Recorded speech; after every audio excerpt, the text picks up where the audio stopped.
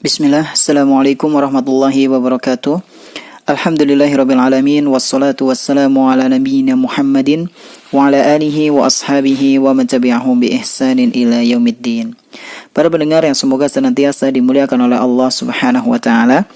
Insyaallah pada kesempatan yang berbahagia kali ini kita akan melanjutkan membaca salah satu karya tulis kami yang berjudul Berbahagialah dengan Menikah. Dan ini adalah pertemuan yang ketiga atau pembahasan yang ketiga dari buku Berbahagialah dengan Menikah. Di mana pada pertemuan yang kemarin kita sudah membahas tentang beberapa motivasi yang Allah Subhanahu wa taala dan juga Rasulnya sallallahu alaihi wasallam sebutkan baik dalam Al-Qur'an maupun hadis-hadis beliau sallallahu alaihi wasallam. Dan pada kesempatan yang berbahagia kali ini kita akan mencoba untuk membahas tentang jaminan dari Allah Subhanahu wa taala bagi orang-orang yang memang benar-benar ingin menikah, tulus niatnya betul karena ingin menjaga pandangan, menjaga harga dirinya, menjaga dirinya dari fitnah dan berbagai macam hal-hal yang fasid, yang rusak, maka Allah Subhanahu wa taala akan menjamin orang tersebut dalam pernikahannya. Jaminan apakah itu? Insyaallah akan kita bahas pada kesempatan yang berbahagia kali ini. Pendengar sekalian yang semoga senantiasa dimuliakan oleh Allah Subhanahu wa taala. Janganlah takut untuk menikah meskipun kita belum bekerja dan masih kuliah.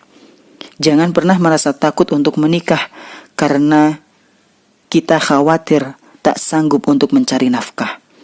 Percayalah, jika kita berusaha lalu menyerahkan semua hasilnya hanya kepada Allah Subhanahu wa taala, niscaya Dia Subhanahu wa taala akan mencukupi kita.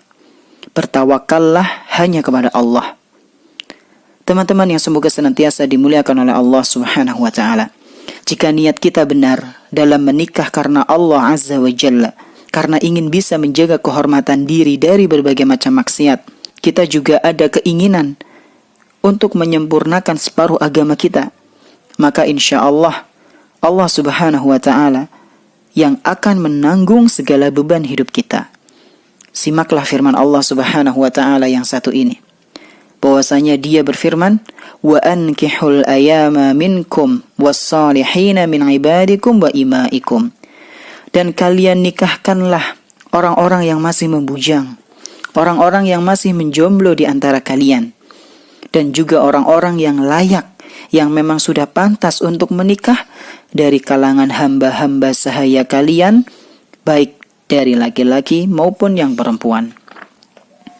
Kemudian Allah Subhanahu wa taala melanjutkan firman-Nya, iyakunu fuqara'a yughnihimullahu min fadlih.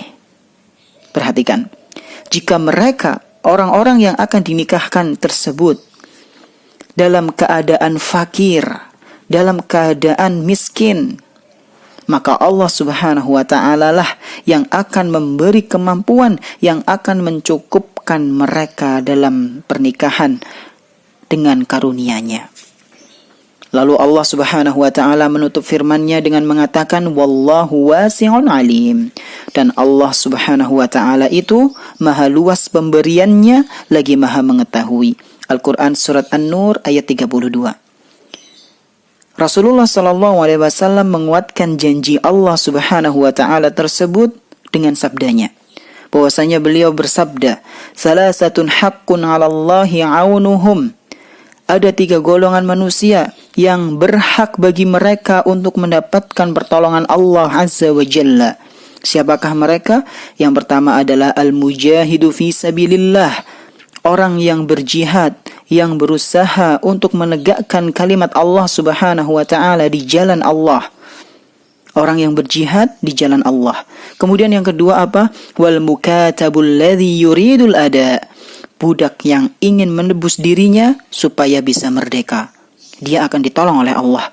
Kemudian yang ketiga, kata Rasulullah sallallahu alaihi wasallam, wanakihu alladhi yuridul afaf, dan orang yang menikah karena ingin memelihara kehormatannya, maka dia berhak mendapatkan pertolongan dari Allah Subhanahu wa taala. Hadis riwayat Ahmad, An-Nasai, At-Tirmizi, dan beliau menyatakan hadis ini hasan.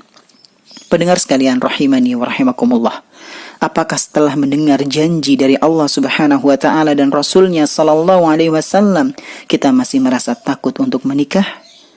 Hadza wassallallahu ala nabiyyina Muhammadin wa ala alihi wa ashabihi wa man tabi'ahum bi ihsanin ila yaumiddin.